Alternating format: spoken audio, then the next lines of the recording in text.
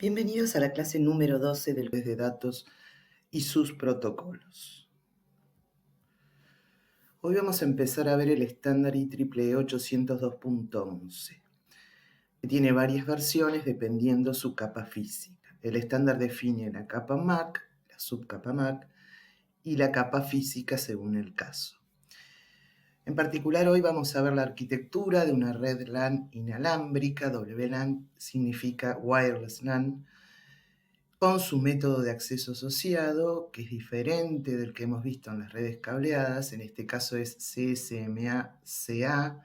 La A es por evitar las colisiones. Es una variante del método que vimos antes de detectar las colisiones. Vamos a ver algo del tiempo de espaciamiento entre tramas para definir prioridades y los desafíos a los que se enfrenta la capa MAC. Bien, vamos a ver en qué situación estamos parados. Ahora el medio de comunicación pasa a ser inalámbrico. Esto tuvo una gran expansión debido a la flexibilidad en la instalación y la posibilidad de movilidad para el usuario. En general vamos a ver redes mezcladas, digamos, instaladas. Una combinación de una LAN cableada, por ejemplo, con una LAN inalámbrica. Y esta combinación es de mucho uso en redes domésticas con acceso a Internet. El medio de comunicación es el medio inalámbrico, como vimos en la clase pasada. Se trata de la propagación de ondas electromagnéticas en el aire, utilizando equipos de transmisión y recepción provistos de antenas. Esto es lo que también da la posibilidad de movilidad y beneficios en la instalación, como decíamos antes, porque permite un despliegue rápido de la red. El estándar 802.11 define básicamente dos bandas de transmisión. Una de siglas ISM, que quiere decir es la banda de transmisión para industrial, científico y médico, que está establecida en 2.4 GHz y su uso es sin licencia mientras los dispositivos transmitan por debajo de un nivel de potencia. Y también en esta banda los canales son de 5 MHz. También está definida la banda UNII, que significa infraestructura de información sin licencia nacional, que está establecida en 5 GHz, una frecuencia más alta, y sus canales tienen ancho de banda de 20 MHz. El problema en estas bandas, por ejemplo en 2.4, puede ser que haya otros dispositivos trabajando en la misma banda, por ejemplo dispositivos Bluetooth, horno microondas o teléfonos inalámbricos en la banda de 2.4 GHz y radares meteorológicos en la banda de 5 GHz. En general, los dispositivos que trabajan bajo este estándar 802.11 tienen un sello. El sello se escribe Wi-Fi. La palabra Wi-Fi es la que se conoce también en general a estas redes inalámbricas, pero en realidad se trata de un sello que tiene un reconocimiento internacional y que se le otorga a productos que se fabrican respetando los estándares que se han acordado para la industria por cuestiones de que sean interoperables, de que den la seguridad apropiada y además referido a un grupo de protocolos específicos. Hay similitudes entre IEEE 802.3 e IEEE 802.11 en cuanto, por ejemplo, a las direcciones MAC o al uso de un protocolo que todavía no hemos visto y que se llama ARP. Pero hay muchísimos cambios en la capa física y esto los va a diferenciar bastante. En general vamos a ver redes instaladas con un punto de acceso que es el que centraliza la comunicación inalámbrica. Y bueno, y debido a los problemas en el medio, el rango de extensión de la red puede llegar a unos 100 metros y además, por ser inalámbrica, se van a presentar cuestiones relacionadas con la seguridad. No es lo mismo esnifear o husmear una red cableada que una red inalámbrica. Es más fácil husmear sobre una red inalámbrica. Por eso decimos que tiene problemas de seguridad. En cuanto a las dos bandas de 2.4 GHz y 5 GHz, fíjense acá esta representación de la banda de 2.4 GHz. Tiene 11 canales, cada uno de ancho de banda de 5 MHz. Y las redes, después vamos a ver por qué, en general se ubican en canales espaciados en 5 canales. Por ejemplo, 1611 es la distribución más usada. Por otro lado, en la banda de 5 GHz se definen varias bandas o subbandas, 1, 2, 2 extendido y 3, según han ido definiéndose en el tiempo. Fíjense los canales 36, 40, 44, 48, la banda más usada para las redes Wi-Fi. Cada uno de los triangulitos están representando que son canales de 20 MHz. A su vez, según la banda, las redes pueden funcionar utilizando lo que se llama channel bonding, o sea, juntando canales, por ejemplo, y entonces instalarse con anchos de banda de 40 MHz, como representan estos símbolos, 80 o aún 160 en las redes más modernas. En naranja se presenta lo que se llama las redes que son capaces de hacer selección de frecuencia dinámica. Pero hay algunos problemas por la instalación de radares meteorológicos en los canales, por ejemplo, que están ahí pintados de rojo. Así que hay que tener cuidado sobre cuál canal se instala la red en la banda de 5 GHz. Bueno, en este dibujo presentamos la evolución en el tiempo, desde los años 90 hasta casi la actualidad, de las distintas capas físicas del estándar IEEE 802.11. Fíjense, la primera red se llamaba el estándar 802.11 solamente. A nivel de capas físicas se encontraba en la banda de 2.4 GHz, presentaba tres posibilidades en cuanto a la comunicación. DSS quiere decir Spread Spectrum o espectro esparcido de secuencia directa, pero también lo podía hacer por salto en frecuencia o frequency hopping. Y también daba la posibilidad de una comunicación infrarroja, pero la velocidad era apenas de 1 o 2 megabits por segundo. A continuación aparecieron primero apareció el 802.11a en un canal de 5 GHz, permitiendo la instalación en una banda de 5 GHz, permitiendo la instalación de redes Wi-Fi en canales de 20 MHz de ancho de banda, porque utilizaba una técnica de multiplexación por división en frecuencia, donde la relación entre las frecuencias es ortogonal y se llama OFDM. Esto permitía llegar a velocidades de hasta 54 megabits por segundo, pero no fue una red muy desplegada.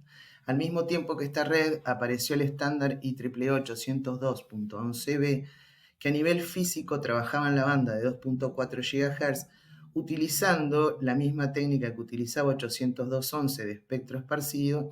Con eso podía llegar a 1 o 2 megabits por segundo, pero utilizando un tipo de codificación especial llegaba a más alta velocidad, 5,5 y hasta 11 megabits por segundo. Esta red fue la primera red Wi-Fi desplegada comercialmente y tuvo un éxito tremendo. A lo largo del tiempo, ya en los 2000, apareció el estándar IEEE 802.11g, que trabajaba también a la banda de 2.4 GHz, pero como que unía las características de la 11B y la 11A. ¿En qué sentido? Que agregó tecnología OFDM, permitiendo entonces llegar hasta los 54 megabits que llegaba 802.11a. Más tarde empieza a aparecer una nueva generación de LANs inalámbricas a partir del estándar 802.11n, que es un estándar que es capaz de trabajar en las dos bandas, 2.4 GHz y 5 GHz. Y pueden entonces armar canales para la red LAN de 20 MHz o 40 MHz. A medida que el canal es más ancho, se permite mayor velocidad. Y además de incluir la técnica FDM que incluían las previas, agregó la nueva tecnología MIMO, que significa el uso de varias antenas y entonces la posibilidad de varios flujos espaciales para la comunicación, lo que aumenta la velocidad notablemente. En la actualidad se están empezando a desplegar las redes que se rigen bajo el estándar 802.11ac, que ya solo trabaja en la banda de 5 GHz, permite armar canales de 80 a 160 MHz y utiliza una variante de la tecnología MIMO que se llama MU-MIMO. Quiere decir múltiples usuarios por cada flujo espacial. Permite hasta 8 flujos espaciales y esto permite aumentar la velocidad hasta el orden del gigabit por segundo. Una red LAN inalámbrica que se está empezando a terminar de estandarizar es la 802.11ad, pero funciona en la banda de 60 GHz. Esto la favorece porque empiezan a aumentar el ancho de banda porque las bandas más bajas, 2.4 GB, 5 GB, empiezan a estar saturadas. Pero al estar en esta banda de 60 GHz, el problema es que tiene una cobertura baja. Digamos, solo puede establecerse la red inalámbrica, por ejemplo, en una habitación. Ya una puerta o la pared no permite el paso de la señal de RF. Se habla de redes de conexión inteligente porque además permiten seleccionar la banda de manera dinámica. Este tipo de transmisión permite llegar en la AD hasta una velocidad 4 veces superior a la AC. ¿Cómo es la arquitectura de una red IEEE 802.11? Bien, por supuesto que va a estar el medio inalámbrico, sobre él se van a mover las tramas, con todo el desafío que ello implica. Va a haber estaciones, que son los dispositivos que tienen la placa de red inalámbrica. Va a haber en general un punto de acceso que actúa como puente, en general actúa así entre la red inalámbrica y una red cableada. Entonces debe traducir tramas entre ambas redes. Es el principal elemento de una red LAN inalámbrica. ¿Por qué? Porque la comunicación en la red LAN inalámbrica es centralizada, como si fuera una disposición o topología estrella, es decir, todas las comunicaciones pasan a través del punto de acceso. Se llama sistema de distribución a la red que forman varios puntos de acceso, cada uno con su propio alcance. Por ejemplo, acá se ve esta red, solamente hay una estación móvil, pero este sería el alcance del punto de acceso, mientras que este sería el alcance del otro punto de acceso. Entonces, en general, en una red bajo una misma administración hay varios puntos de acceso que se comunican a través de lo que se denomina el sistema de distribución. Ese sistema de distribución en general suele ser una red cableada, se habla de un backbone Ethernet, y la forma de comunicación entre puntos de acceso sobre esa red cableada no está estandarizada. También tenemos en cuanto a lo que se llama servicio básico. Servicio básico de la red, o BSS, se trata de el grupo de estaciones que están comunicadas de manera inalámbrica solamente. Es como la unidad elemental de una red bajo una administración, digamos. El rango de operación es difuso por las características del medio y una estación que está dentro de ese servicio básico se puede comunicar con las demás que estén dentro del mismo servicio básico. Van a ver que acá hay ciertas restricciones de movilidad. En cuanto a este servicio básico, existen básicamente dos formas fundamentales. Los que se llaman las redes independientes ad hoc, o su sigla IBSS, que querría decir Servicio Básico Independiente, donde cada estación se comunica con las demás de manera independiente. Se trata solo de dispositivos móviles, pocas máquinas que se deben comunicar con algún propósito especial, pero por un periodo corto de tiempo.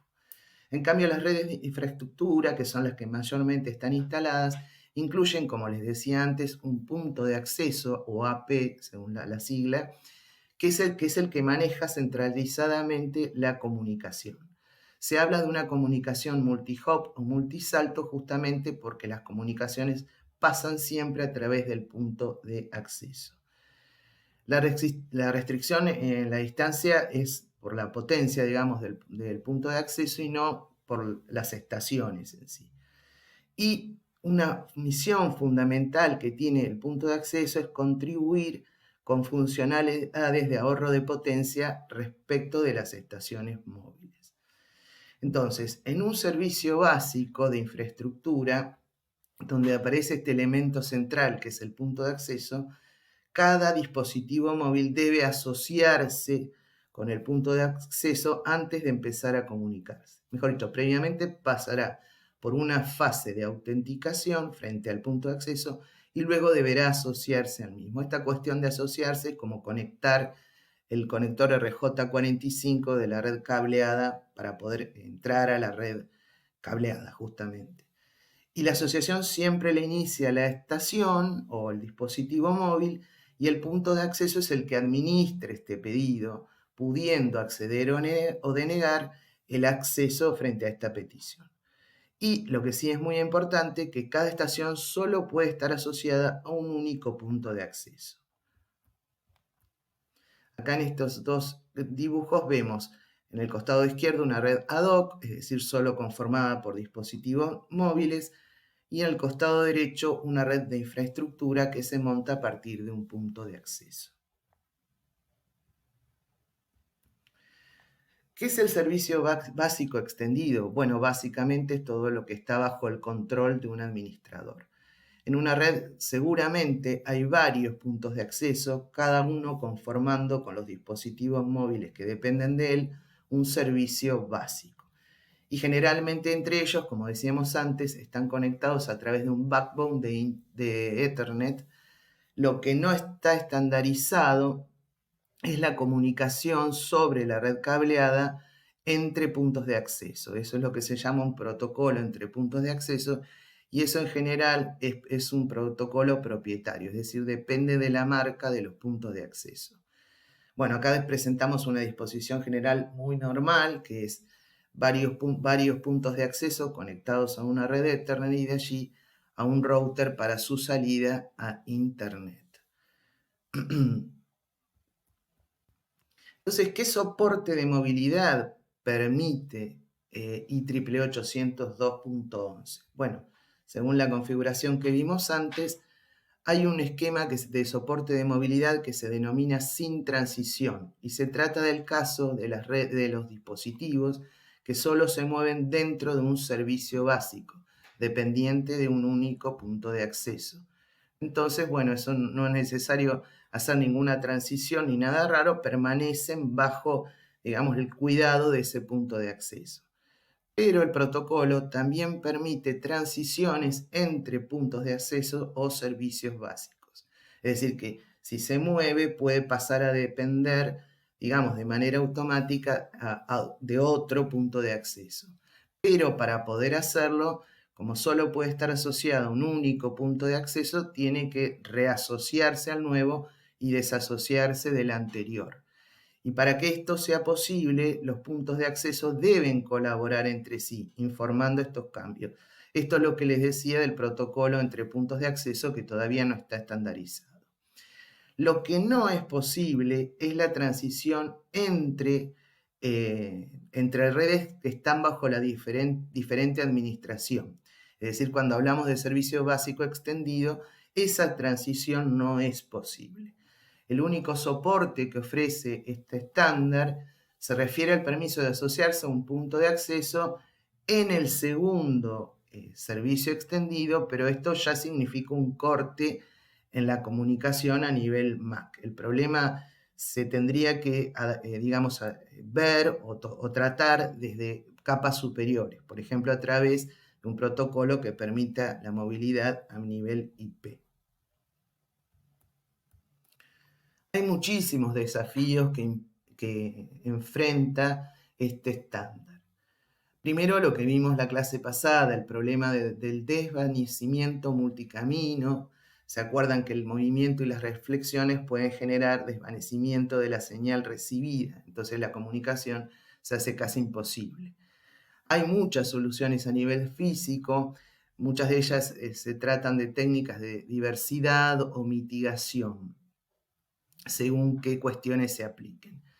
Pero a nivel MAC se agrega también funcionalidad para tratar de mitigar todo el efecto del desvanecimiento. Además, se ve afectada la calidad del enlace por problemas de ruidos e interferencia, como decíamos, otros dispositivos presentes en la misma banda de frecuencia, unos microondas, inalámbricos, Bluetooth, Y también puede suceder que redes Wi-Fi cercanas se puedan interferir entre sí. Por eso se habla de que la configuración debe ser adecuada, es decir, esto significa que hay que configurar cada servicio básico en un canal que esté lo suficientemente separado de la red inalámbrica o servicio básico adyacente para que no interfieran entre sí. El mecanismo de acceso al medio es por sensado de portadora a nivel MAC, pero agrega, esto como es muy difícil, ahora vamos a hablar del sensado de portadora, agrega un mecanismo de ACK para detectar errores. Es decir, no se puede hacer directamente la detección de colisiones como se hace en IEEE 802.3 porque el medio es inalámbrico y no hay un medio guiado que permita rápidamente detectar colisiones. Y por este motivo, entonces, se modifica esta cuestión de detectar colisiones y se pasa a un mecanismo que se llama el mecanismo para evitar las colisiones. También está el problema del nodo oculto, que es cuando dos estaciones tratan de transmitir, pero no se ven entre sí, entonces no pueden censar correctamente el medio. Y esta solución se propone a nivel MAC, agregando tramas que se llaman de request to send y clear to send, pero ya vamos a ver que esto aumenta la latencia del acceso. También el protocolo adiciona un esquema de tiempos especiales para evitar contender por el medio. Y ese sistema se basa desde el tiempo IFS. ¿Se acuerdan que había un tiempo entre tramas básico para que debería pasar que el medio estuviera libre cuando se transmiten dos tramas consecutivas? Y agrega también, a partir de estos tiempos especiales, un concepto que se llama de operación atómica y que se da en la transmisión de tramas unicast, donde, por ejemplo, se envía una trama de datos, y acá acuérdense cómo se agrega la trama de ACK, ese envío de la trama de datos, va acompañado de una ACK del receptor, a todo ese conjunto se lo llama operación atómica en el sentido de que se debe dar completo o no se debe dar. Para eso se definen tiempos especiales para evitar la contienda en el medio de esa operación atómica. También está el problema de las baterías de los dispositivos móviles. El objetivo es minimizar el consumo de esas baterías para alargar su vida útil. Es decir, que el protocolo debe ofrecer alguna forma de que los dispositivos móviles bajen el consumo, por ejemplo, cerrando el circuito de recepción sin que pierdan conectividad. Van a ver que por eso existen nuevos tipos de trama, por ejemplo, la trama beacon o faro. O sea que vamos agregando tipos de tramas, request to send, clear to send, ACK, beacon, etc. Después también la subcapa MAC enfrenta el problema de la fragmentación debido al ruido que hay en el canal. Y entonces acepta que se puedan fragmentar las tramas, cada fragmento va a ser reconocido por una ACK y al reconocerse con una ACK, también va a estar la cuestión de la retransmisión en el medio. Después también, debido a la inseguridad del medio inalámbrico, hay todo la propia subcapa MAC ofrece la cuestión de autenticación y cifrado. O sea que eso exige una administración de la red y el control de ciertas operaciones. También vamos a ver que hay diferentes entornos de acceso. Ya vimos infraestructura y redes ad hoc, pero también una forma que se denomina puente inalámbrico. O sea que debido a todos estos desafíos van a ver que la trama de IEEE 802.11 es mucho más compleja que la de las redes cableadas y además existen diferentes tipos de tramas. Por el otro lado, las placas wireless trabajan en modo half duplex. Vamos a ver cómo se propuso a nivel MAC solucionar el problema del nodo oculto. Por ejemplo, acá la estación A, está tratando de transmitir al punto de acceso, en este caso particular, pero también está la estación B y C que están fuera de su alcance. Entonces, la estación A lo que hace para evitar el problema de nodo oculto, o lo que puede hacer, es transmitir una trama especial de request to send al punto de acceso. Esa trama solo la van a ver los que estén al alcance del dispositivo A, en este caso solo el punto de acceso. Si es posible la comunicación, el punto de acceso le va a contestar con una trama clear to send. Pero ¿qué pasa? Esa trama clear to send va a ser vista por todos los que estén dentro del rango de alcance del punto de acceso, en este caso B y C. Entonces B y C van a ver el medio ocupado y entonces van a diferir la transmisión. El problema acá es que aumenta la latencia y el overhead. ¿Qué quiere decir esto? Bueno, para transmitir una trama de datos que obligatoriamente, bajo este estándar, si es unicast, debe ser acompañada por una CK, ahora se agrega la transmisión de 2 tramas más. Esto en el tiempo significa una latencia, y en cuanto a la cantidad de información respecto de la cantidad total de control que se está enviando, significa un gran overhead. Pero bueno, este caso es eficiente si la red tiene alto grado de colisión, o sea, si hay muchas estaciones, porque como les decía, por el contrario, si no significa consumo excesivo de recursos y aumento de latencia. Pero el estándar ofrece una posibilidad de controlar esta situación ajustando un nivel que se llama umbral de request to send a determinada cantidad de bytes. Si las tramas que se van a transmitir superan ese umbral, se dispara el mecanismo. De lo contrario, no se dispara. Vamos a ver ahora el concepto de operación atómica.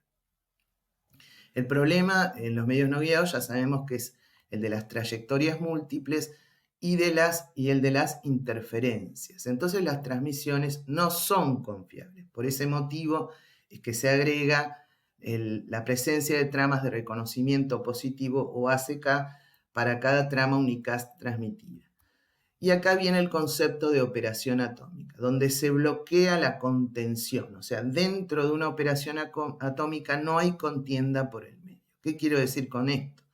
Por ejemplo, acá vemos dos estaciones o dos dispositivos, un transmisor y un receptor. El dispositivo de arriba de alguna manera logra acceder al medio, envía la trama al receptor y entonces el receptor debe bajar una trama de ACK.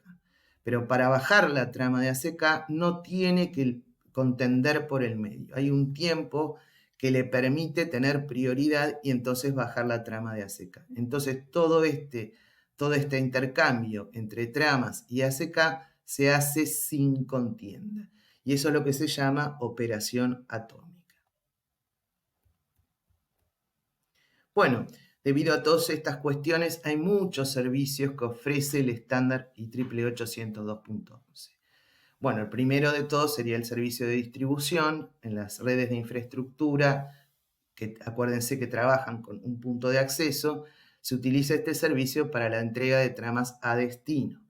Acá tiene que haber un juego entre la red inalámbrica y la red cableada. ¿En qué sentido?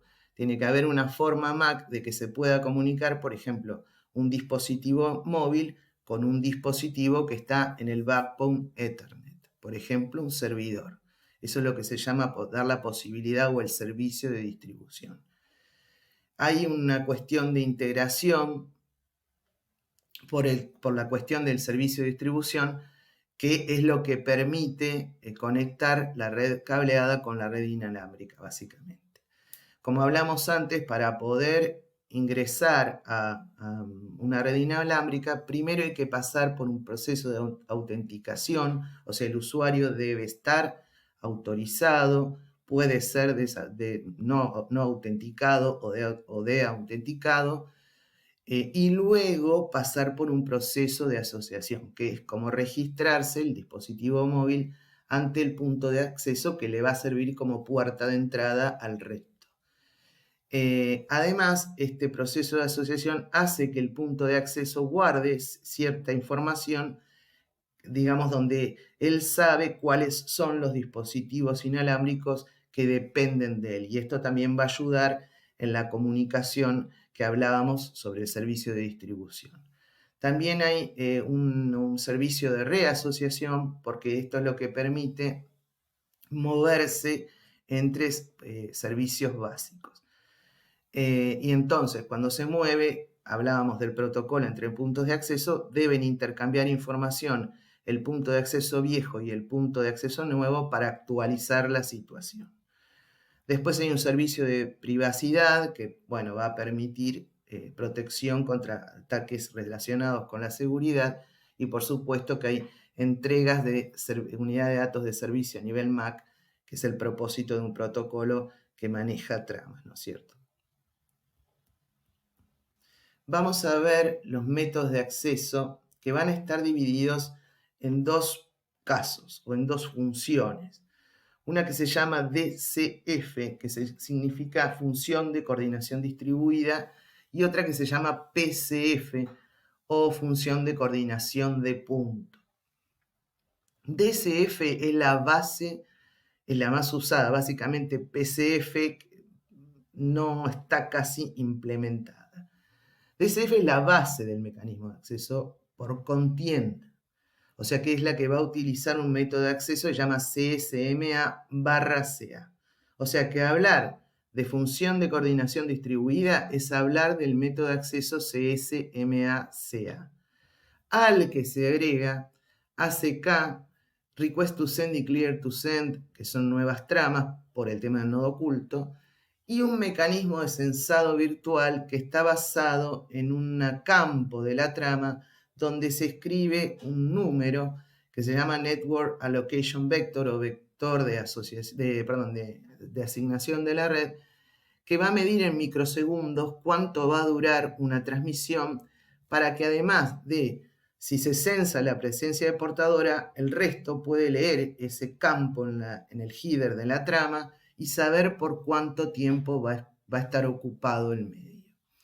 O sea que podríamos decir que en el caso Unicast, DSF es el protocolo de acceso CSMA/CA, la trama de ACK y la posibilidad de retransmisión.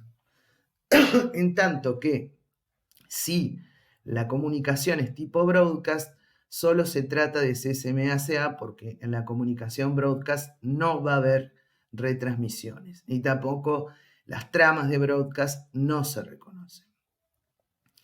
Por su parte, PCF se dice que ofrece un servicio libre de contienda.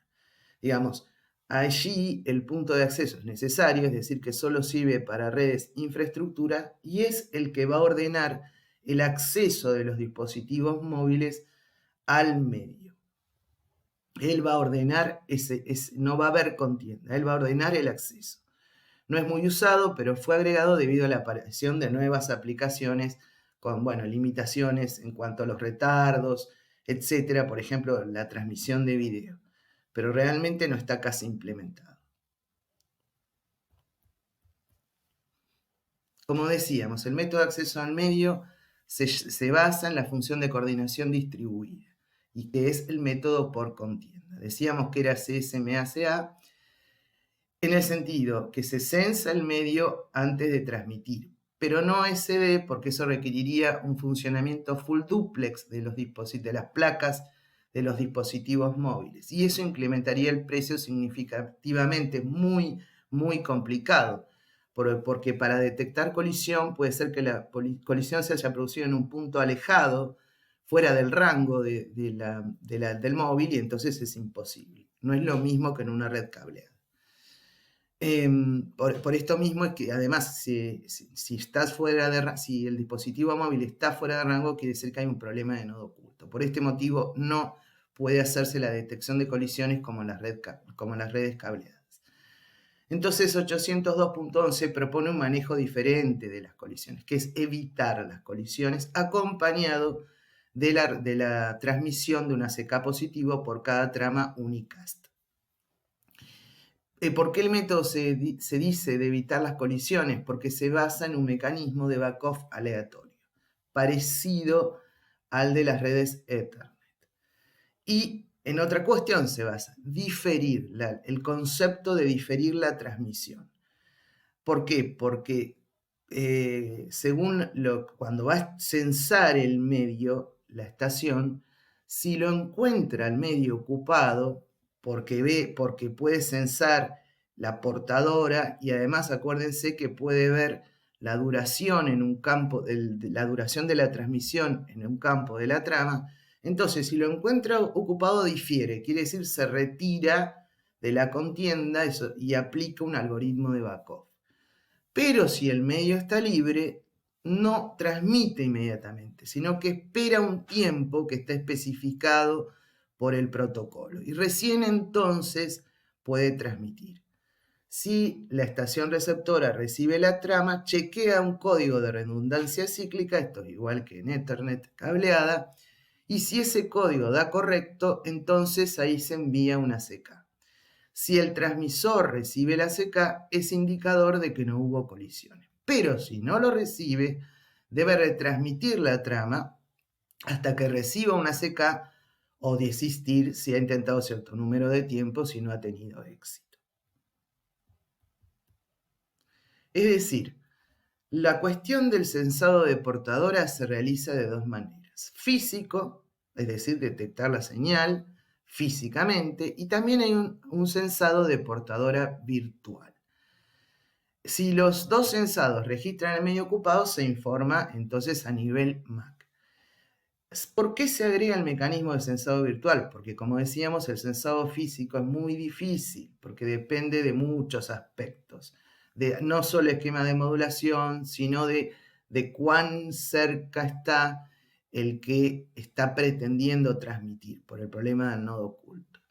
Entonces se agrega el censado de portadora virtual, que, digamos, se asocia con lo que se llama, decíamos antes, el NAC, o vector de asignación de red, que lo que se hace internamente es estimar cuánto tiempo va a durar una determinada transmisión y se almacena en esa variable nav o en ese vector. Y luego eso se carga en el header de la trama en un campo que se denomina duración. Y ahí se puede ver el tiempo que el medio va a estar ocupado, reservado para esa transmisión. Entonces cada estación que lo escucha va a ajustar su propio tiempo a esta duración. Y de este modo ahorrando potencia, porque no va a seguir escuchando el medio o habilitada la parte de recepción. Entonces, de esta manera, las transmisiones que están acotadas en el tiempo están protegidas de colisión usando este método de censado virtual. Vamos a hablar un poco entonces de los tiempos que se definen básicamente con un doble propósito. Establecer prioridades entre operaciones atómicas y ayudar con el método de acceso al medio. Originalmente se definieron 4 tipos. Se trata de el S, los voy a decir por sus siglas, SIFS, PIFS, DIFS y EIFS. Esos son los 4 tiempos originalmente definidos. Cada uno va a tener una duración fija, que van a ver que tiene que ver con el tiempo de una ranura, y van a servir para, como les decía, intervenir en operaciones sin contienda, o sea, operaciones atómicas, o inclusive en el método de acceso. Entonces, por ejemplo, el más cortito de todos es el SIFS, S por short o corto, que lo que maneja es la transmisión de tramas con mayor prioridad dentro de una operación atómica. Por ejemplo, una operación atómica es la que involucra las tramas de request to send, clear to send, o la transmisión de ACK cuando se recibe una trama unicast. Entonces, la cuestión es, se manejan los tiempos internos de la operación atómica mediante este tiempo, que da como una prioridad. Y que está relacionado con el tiempo que se precisa para pasar a modo de transmisión a recepción. Acá tienen idea de algunos valores para 5 GHz y 2,4 GHz, y como les decía, está relacionado con el tiempo de ranura. También les paso acá algunos valores para 5 y para 2,4 GB de tiempos de ranura. Y siempre son tiempos constantes para la capa física en particular. El PIFS es un tiempo que se utiliza en las transmisiones que no son distribuidas, es decir, que no se hacen por contienda. Y entonces, como es el punto de acceso el que maneja estas transmisiones, lo que trata este tiempo es de darle una prioridad, por eso el tiempo es menor a lo que se llama DIFS, que maneja la cuestión de la contienda, porque es para darle una prioridad al punto de acceso para ganar el medio. se mide en la duración del tiempo de un tiempo corto más el tiempo de duración de una ranura. El DIFS ya se aplica para el mecanismo de contienda y es el tiempo mínimo que el medio debe estar desocupado, para poder transmitir en el mecanismo de contienda. Y se mide como un tiempo corto más 2 ranuras, más lo que duran 2 ranuras. El EIFS es un tiempo que se denomina extendido y que se usa para casos en que haya errores en la recepción. Por ejemplo, cuando no se puede interpretar el campo de duración o hay algún tipo de corrupción. Si durante ese tiempo EIFS la recepción es correcta, se procede naturalmente como correspondería. Si no, se dispone de este tiempo, que a su vez es igual a la suma del interframe space del distribuido más el corto más la duración de una trama de ACK. Se definen en el protocolo IEEE 802.11e y una extensión de ese protocolo 2 nuevos tiempos, que sirve para arbitrar el AIFS, que se utiliza para soporte de transmisiones que precisan calidad de servicio. Entonces le da como una prioridad, por ejemplo, que es diferente para la transmisión de voz que de video, por ejemplo. Y el reducido, que les digo que sale de una extensión, se utiliza para lo que se llama transmisión por ráfagas de trama, que en algunos protocolos se permite, y entonces en vez de respetar el interframe space en la transmisión, en esa ráfaga de tramas consecutivas, los que manejan los tiempos intermedios entre tramas son la definición del tiempo RIFS. Por ejemplo, este tiempo es obsoleto para el protocolo 802.11ac, pero se puede utilizar, que este protocolo lo ofrece cuando se hace una transmisión por bloque o por ráfaga de tramas, para manejar el tiempo en que baja el ACK, pero para todo el bloque. Es decir, no es necesario hacer el ACK por trama cuando se trata de un bloque. Las operaciones atómicas, que implican el intercambio de varias tramas, utilizan normalmente el DIFS para ver cuándo accede al medio, pero dentro de la operación atómica se manejan con el SIFS. Acá vemos un ejemplo de la relación de los tiempos y una especie de adelanto a lo que es el algoritmo de acceso al medio. Acá, por ejemplo, se supone en este ejemplo que el medio está ocupado cuando el que está tratando de transmitirlo censa. Entonces debe diferir, por ejemplo, por un tiempo de IFS y después aplicar un algoritmo de backoff, que en realidad se trata de un tiempo dividido en ranuras aleatorio en el que el medio debe estar desocupado para que cuando la cuenta de las ranuras llegue a cero, recién ahí se puede transmitir la trama. Y acá también se ve la relación de tiempos en cuanto que el SIFS es mucho más corto que el DIFS. Acá les dejo algunos valores para los distintos protocolos de capa física, desde el B hasta el AC, el más moderno, en las distintas bandas, los valores del tiempo de ranura, el tiempo corto, el tiempo sin contienda, el PIFS, el tiempo para el algoritmo de contienda, el DIFS y el RIFS.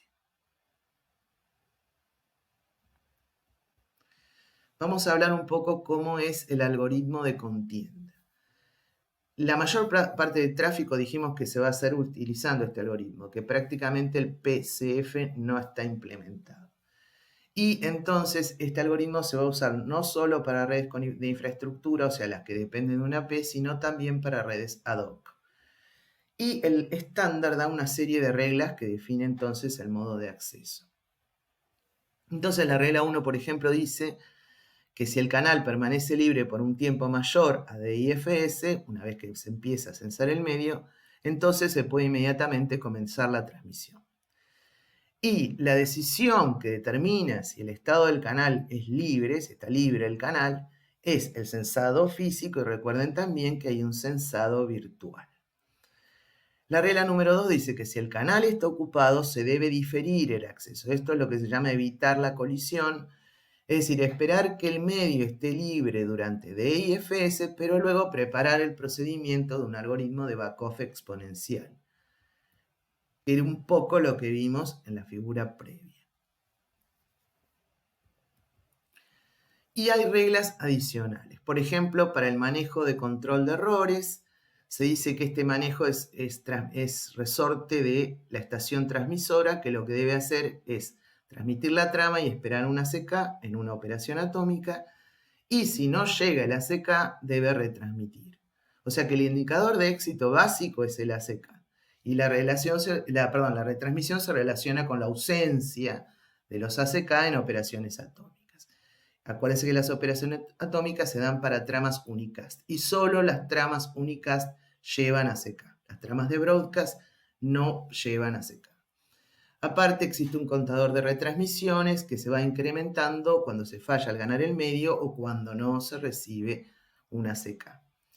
La regla adicional 2 es para secuencias multitrama, es decir, en una operación atómica varias tramas.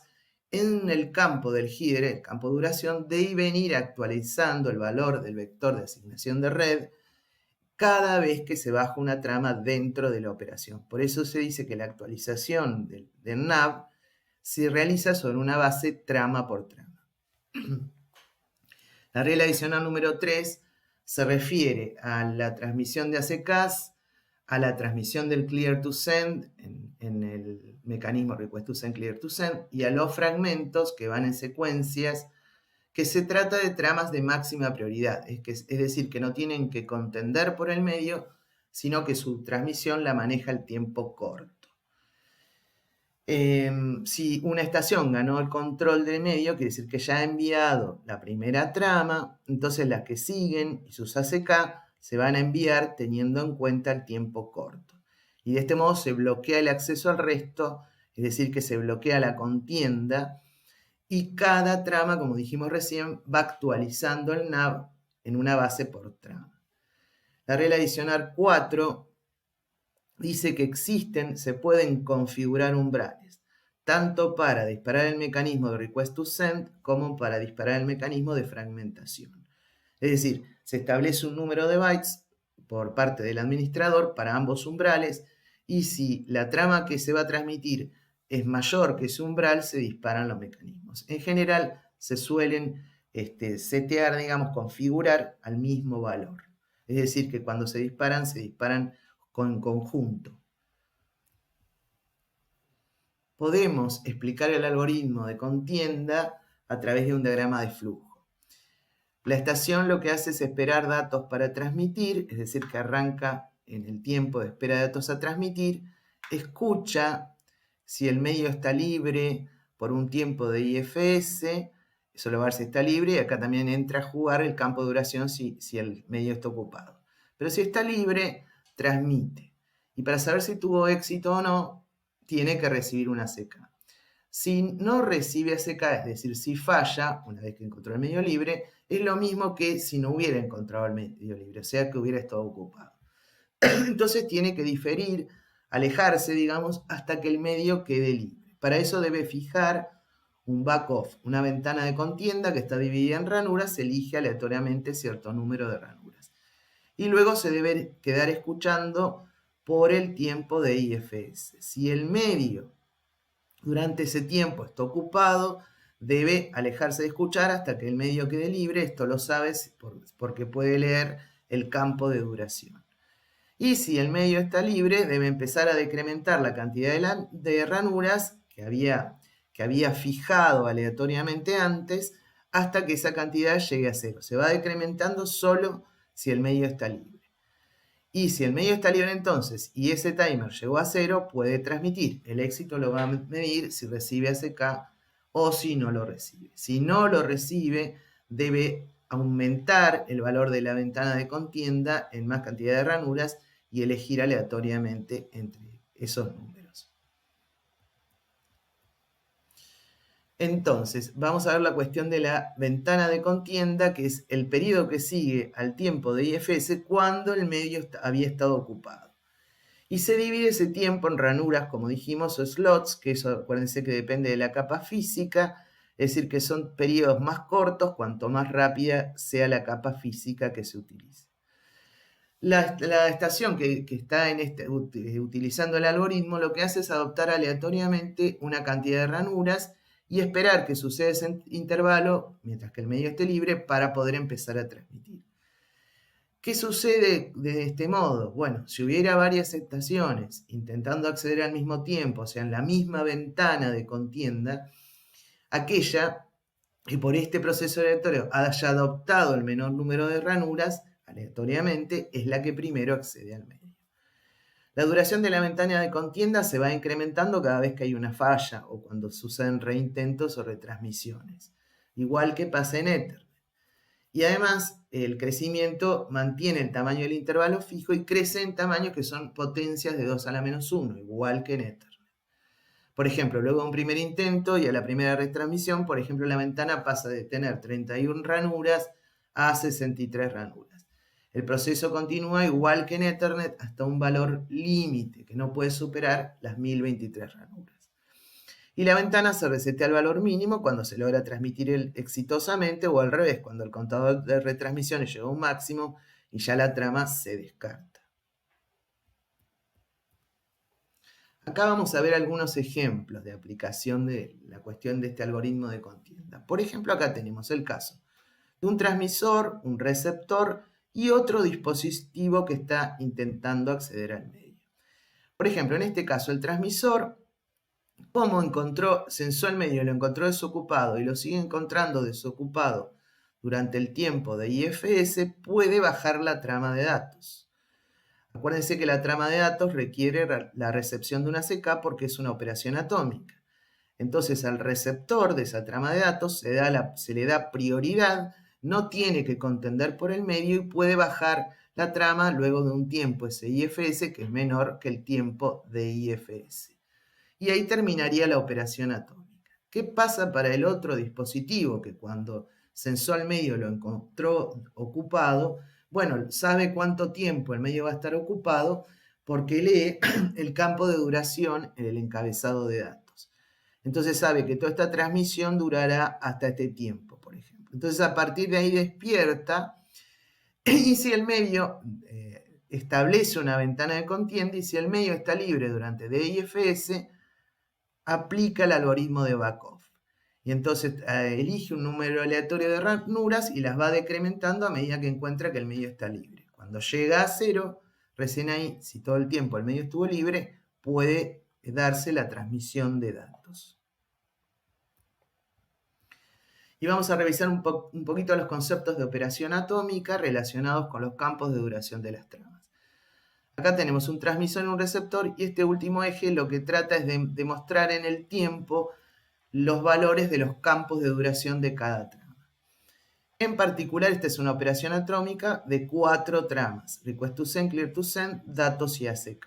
Así que en el medio de la operación van a regir los tiempos cortos. En este caso supusimos que el transmisor ocupa el medio enviando la trama de request to send y esa trama en su campo de duración va a tener el tiempo que dure todo lo que resta de esta operación atómica. Es decir, lo que dure bajar la trama de clear to send, transmitir la trama de datos y transmitir el ACK más los 3 tiempos intermedios cortos. Luego, entonces, se baja la trama de clear to send con esta prioridad y esta trama también va a tener en su campo de duración escrito lo que falta para terminar la operación atómica, que esto va a ser el tiempo que se demora en bajar los datos, el tiempo que se demora en transmitir el ACK, más estos 2 tiempos intermedios. La trama de datos en esta operación atómica baja con prioridad y en su campo de duración va a tener escrito todo lo que falta para terminar la operación atómica, es decir, lo que se demora en transmitir el ACK más un tiempo corto. Por último, la trama de ACK también tiene prioridad y en su campo de duración, como acá termina la operación atómica, va a establecer un valor 0. En el caso de la fragmentación, recuerden que la fragmentación se dispara si se excede el umbral que ha dispuesto el administrador. Y se permite en IEEE 802.11 fragmentar debido a los problemas que hay en el medio. Para poder fragmentar se necesita que todos los fragmentos tengan un identificador único y a su vez que cada fragmento tenga un identificador de fragmento para poder luego reensamblar. También existe una bandera que señaliza si el fragmento es el último fragmento de una secuencia o si faltan recibir fragmentos. Como habíamos dicho antes, en general ambos umbrales, el de request to send, clear to send y el de fragmentación, se establecen en el mismo valor. Y cada fragmento dentro de una transmisión fragmentada debe llevar una CK. Cada fragmento debe ser reconocido. Acá vemos un caso de fragmentación donde se ha disparado ambas operaciones, la del nodo oculto y la de la fragmentación, porque se ve que el administrador ha seteado el mismo umbral para los dos casos. Entonces lo que pretendemos ver es qué se señalizaría en el campo de duración de cada trama. La operación atómica, fíjense, es completa. Por ejemplo, acá tenemos la transmisión de un fragmento con su ACK, otro fragmento con su ACK, y evidentemente serán dos fragmentos, y intermedio los tiempos cortos, porque todo esto es la operación atómica. Entonces el request to send va a cubrir lo que sería el clear to send, el fragmento 0, el ACK 0 y los tiempos intermedios.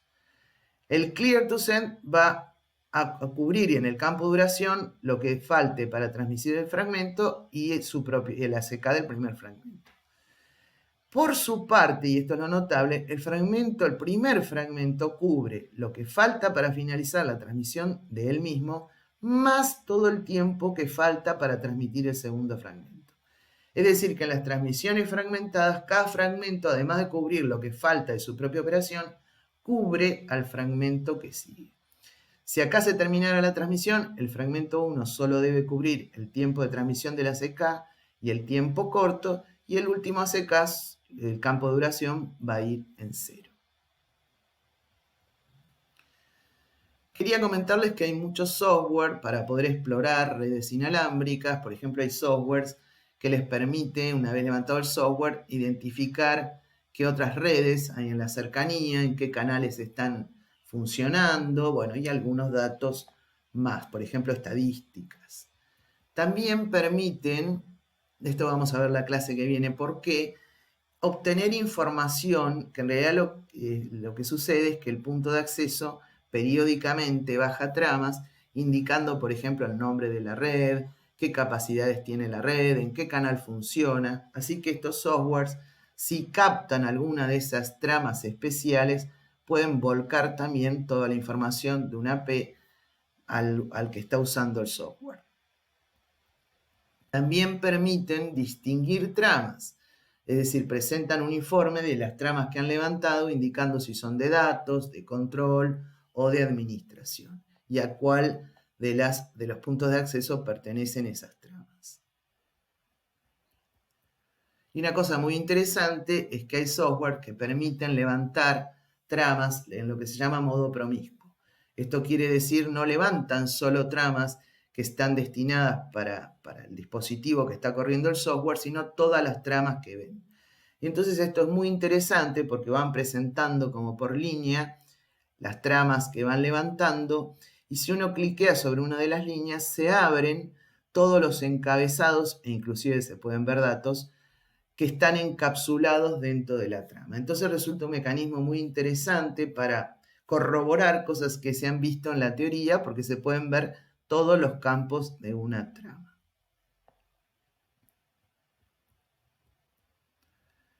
Bueno, y acá presentamos, como para adelantarnos a la clase que viene, cómo es el formato de una trama IEEE 802.11. Si ustedes cuentan los campos, van a ver que tiene 34 bytes de headers, o sea que es una trama mucho más compleja que la de IEEE 802.3. Para empezar, si comparamos, encontramos 4 campos de direcciones. Una cosa muy extraña es esto. Y si ustedes se fijan, hay 3 campos consecutivos. Fíjense que igual cada campo es de 6 bytes, igual que en Ethernet. Y el cuarto campo está separado. Bueno, esto va a ser, ustedes van a ver, porque los que más se usan son los 3 primeros y el cuarto aparece en ocasiones especiales. Igual sigue llamando la atención, tanto campo de dirección. Hay un campo muy importante que es el control de trama, que tiene 2 bytes.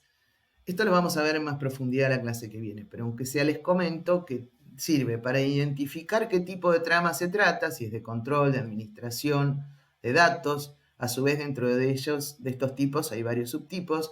Si la trama va hacia el punto de acceso o viene desde el punto de acceso en el medio inalámbrico, si está fragmentada, si hay más fragmentos, si se trata de una retransmisión, si se va a aplicar algún algoritmo para ahorrar potencia, si hay más datos, en este caso almacenados en el punto de acceso, vamos a ver por qué, esto ayuda al mecanismo de ahorro de potencia, si está encriptado o no la trama y si se precisa algún tipo de ordenamiento estricto. Después aparece un campo de duración del que hemos venido hablando, que en general se usa para marcar la duración, pero también tiene otro uso en ocasiones especiales, cuando el punto de acceso tiene almacenadas tramas porque alguna de las máquinas, dispositivos inalámbricos, entró en modo ahorro de potencia, es decir, que no tiene abierto el receptor, el punto de acceso va a almacenar en un buffer todas las tramas que deberían ir hacia ese dispositivo, bueno, y en algún momento se lo va a tener que avisar y el dispositivo se va a tener que presentar a sí mismo con este campo de identificación. Que este campo tiene que ver con la asociación. ¿Se acuerdan que dijimos que primero las tramas debían asociarse antes de poder empezar a transmitir en el medio inalámbrico? Bueno, y esa asociación se traduce en un número que es este identificador. Y después, si ustedes se fijan, al final hay un campo de 4 bytes que es el código cíclico, que esto es igual que en Ethernet 802.3. Y si en el medio, separando los campos de direcciones, hay un campo de control de secuencia que sirve simplemente para la fragmentación, es decir, va a llevar un número de secuencia y un número de fragmento. Por otra parte, hay un encabezado de capa física, como sucedía en 802.3, pero es un poco más complicado, lo cual implica que va a originar más overhead todavía. Porque no solo ofrece sincronismo, como sucede en 802.3, sino que informa, por ejemplo, sobre velocidades y tipos de modulación. Bien, la siguiente clase vamos a seguir estudiando el tema de redes Wi-Fi bajo el estándar IEEE 802.11. Vamos a hacer hincapié en el formato de la trama y el significado de cada uno de los campos. Vamos a ver también distintos tipos de trama, es decir, que vamos a seguir trabajando a nivel de la MAC. Muchas gracias por su atención.